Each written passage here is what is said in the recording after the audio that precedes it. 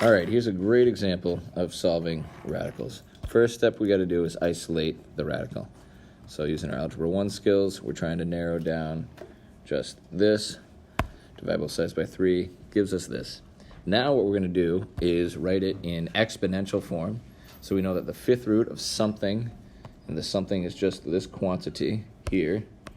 So fifth root of something to the third is the same as that thing to the 3/5.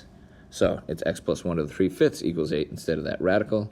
Now what we're going to do is raise both sides to the reciprocal power, because I want to get not x plus 1 equals something crazy, I want x plus 1 to the 1. So the reciprocal of 3/5 is 5/3.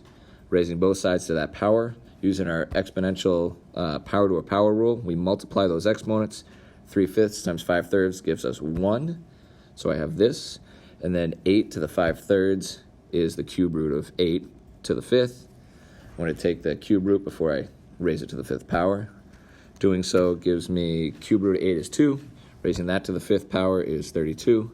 Solving for x gives me 31.